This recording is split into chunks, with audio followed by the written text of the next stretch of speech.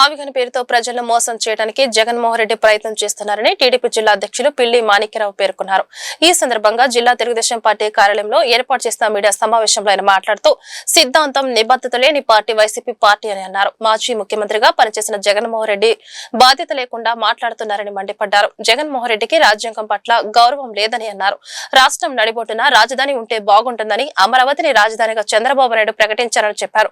2019 ఎన్నికలకు ముందు అమరావతి రాజధానికి కట్టుబడి ఉన్నామని జగన్ చెప్పారని గుర్తు చేశారు. కానీ గెలిచాక జగన్ 3 రాజధానులు అంటూ 3 ముక్కలాట ఆడారని మండిపడ్డారు. అందుకే ప్రజలు 151 సీట్ల నుండి 11 సీట్లకు పరిమితం చేశారని అన్నారు. 45 రాజకీయ పార్టీలు ఏకగ్రీవంగా ఒప్పుకొని అన్ని పార్టీలు ఒప్పుకొని రాష్ట్రపతి గారు గజెట్ ముద్ర వేసి పంపిన తర్వాత అందరికి భరోసా కలిపిన తర్వాత నేను మావి కనబెడతానంటావా?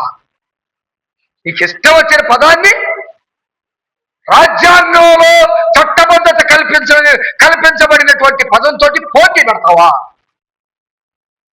అంటే పార్లమెంట్ లో ఆమోదం పొందిన ఒక అంశాన్ని, రాజ్యాంగపరమైన అంశాన్ని నీ తిక్కల నోటితోటి వచ్చిన అంశంతో క్రోడీకరిస్తూ ఈ 2 వెర్సెస్ అని చెప్తావా? మావిగన్ వెర్సెస్ అమరావతి అని చెప్తావా?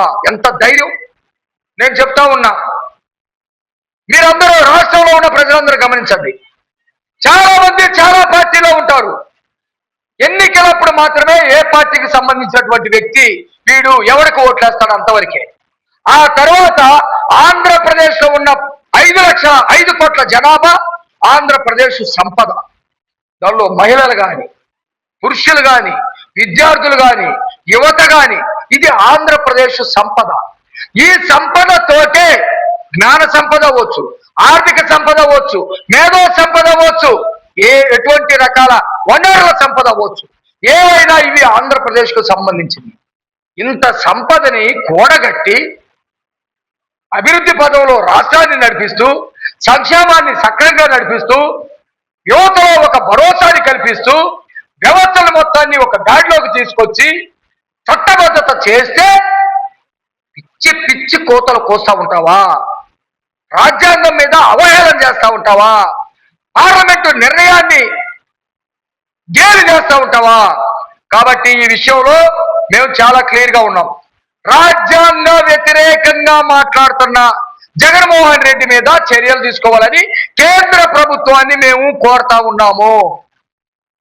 పార్లమెంట్ లో ఆమోదం అయిన తర్వాత నేను తీసేస్తానని మాట్లాడుతూ ఉంటే కేంద్రం చూస్తూ ఉంటే ఎట్లా?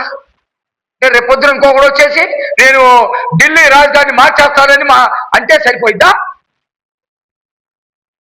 లేకపోతే ప్రధానమంత్రి కాదు, ఇక్కడ దేశాధ్యక్షుడు ఉంటాడు భారతదేశానికి రేపటి నుంచి అంటే సరిపోయిద్దా?